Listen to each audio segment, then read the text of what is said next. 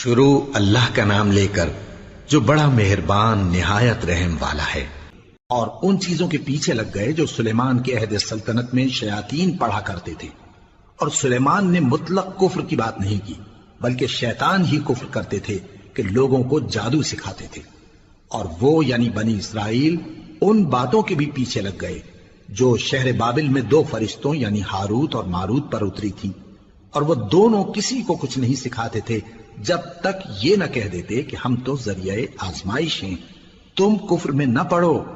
غرض لوگ ان سے وہ چیز سیکھتے جس سے میاں بیوی میں جدائی ڈال دیں، اور اللہ کے حکم کے سوا وہ اس چیز سے کسی کا کچھ بھی نہیں بگاڑ سکتے تھے، اور کچھ ایسے منتر سیکھتے جو ان کو نقصان ہی پہنچاتے اور فائدہ کچھ نہ دیتے۔ اور وہ جانتے تھے کہ جو شخص ایسی چیزوں یعنی سحر اور منتر وغیرہ کا خریدار ہوگا اس کا آخرت میں کچھ حصہ نہیں، اور جس چیز کے عوض انہوں نے اپنی جانوں کو بیچ ڈالا وہ بری تھی۔ کیا اچھا ہوتا جو وہ اس بات کو جانتے، اور اگر وہ ایمان لاتے اور پرہیزگاری کرتے تو اللہ کے ہاں سے بہت اچھا صلہ ملتا۔ کیا اچھا ہوتا جو وہ اس سے واقف ہوتے۔ اے اہل ایمان، گفتگو کے وقت پیغمبر صلی اللہ علیہ وآلہ وسلم سے راعنا نہ کہا کرو، انظرنا کہا کرو، اور خوب سن رکھو، اور کافروں کے لیے دکھ دینے والا عذاب ہے۔ جو لوگ کافر ہیں، اہل کتاب یا مشرک، وہ اس بات کو پسند نہیں کرتے کہ تم لوگوں پر تمہارے پروردگار کی طرف سے خیر و برکت نازل ہو، اور اللہ تو جس کو چاہتا ہے اپنی رحمت کے ساتھ خاص کر لیتا ہے، اور اللہ بڑے فضل کا مالک ہے۔ ہم جس آیت کو منسوخ کر دیتے یا اسے فراموش کرا دیتے ہیں تو اس سے بہتر یا ویسی ہی اور آیت بھیج دیتی ہیں۔ کیا تم نہیں جانتے کہ اللہ ہر بات پر قادر ہے؟ کیا تمہیں معلوم نہیں کہ آسمانوں اور زمین کی سلطنت اللہ ہی کی ہے، اور اللہ کے سوا تمہارا کوئی دوست اور مددگار نہیں؟ مسلمانوں، کیا تم یہ چاہتے ہو کہ اپنے پیغمبر صلی اللہ علیہ وآلہ وسلم سے اسی طرح کے سوال کرو جس طرح کے سوال پہلے موسیٰ سے کیے گئے تھے؟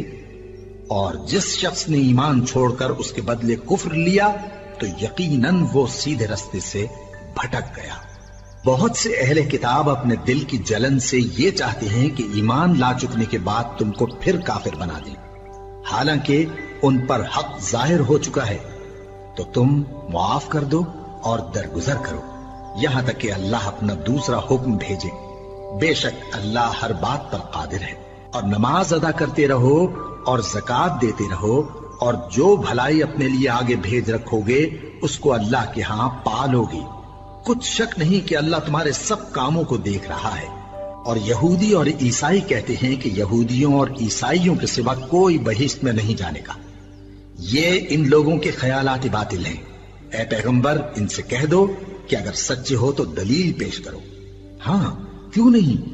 جو شخص اللہ کے آگے گردن جھکا دے یعنی ایمان لے آئے اور وہ نیکوکار بھی ہو تو اس کا صلہ اس کے پروردگار کے پاس ہے، اور ایسے لوگوں کو قیامت کے دن نہ کسی طرح کا خوف ہوگا اور نہ وہ غمناک ہوں گے۔ اور یہودی کہتے ہیں کہ عیسائی رستے پر نہیں، اور عیسائی کہتے ہیں کہ یہودی رستے پر نہیں، حالانکہ وہ کتاب الہی پڑھتے ہیں۔ اسی طرح بالکل انہی کسی بات وہ لوگ کہتے ہیں جو کچھ نہیں جانتے یعنی مشرک۔ تو جس بات میں یہ لوگ اختلاف کر رہے ہیں اللہ قیامت کے دن اس کا ان میں فیصلہ کر دے گا۔ اور اس سے بڑھ کر ظالم کون جو اللہ کی مسجدوں میں اللہ کے نام کا ذکر کیے جانے کو منع کرے اور ان کی ویرانی کے لیے کوشش کرے۔ ان لوگوں کو کچھ حق نہیں کہ ان مسجدوں میں داخل ہوں مگر ڈرتے ہوئے۔ ان کے لیے دنیا میں رسوائی ہے اور آخرت میں بڑا عذاب۔ اور مشرق اور مغرب سب اللہ ہی کا ہے، تو جدھر بھی تم رخ کرو ادھر ہی اللہ کی ذات ہے۔ بے شک اللہ صاحب وسعت ہے، باخبر ہے۔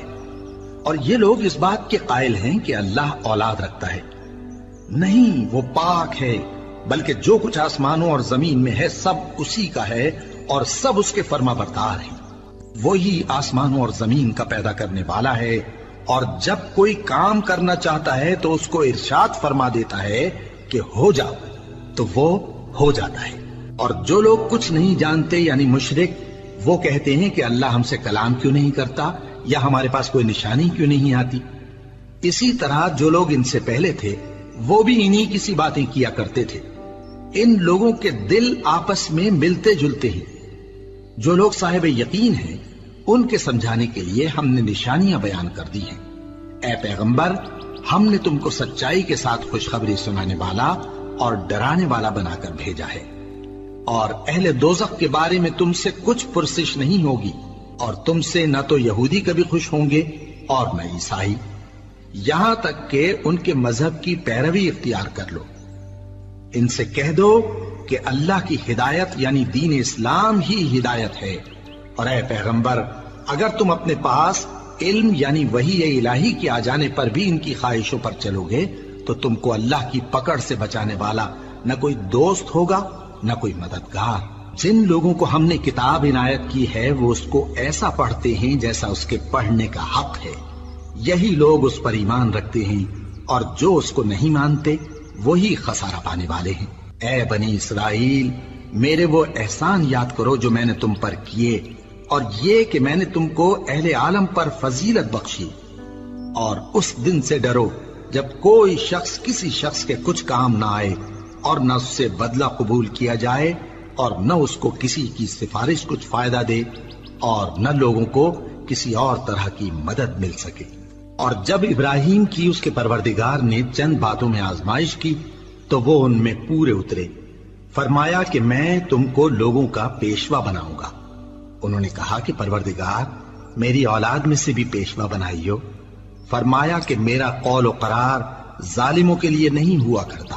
اور جب ہم نے خانہ کعبہ کو لوگوں کے لیے جمع ہونے اور امن پانے کی جگہ مقرر کیا، اور حکم دیا کہ جس مقام پر ابراہیم کھڑے ہوتے تھے اس کو نماز کی جگہ بنا لو، اور ابراہیم اور اسماعیل کو حکم بھیجا کہ طواف کرنے والوں اور اعتکاف کرنے والوں اور رکوع کرنے والوں اور سجدہ کرنے والوں کے لیے میرے گھر کو پاک صاف رکھا کرو۔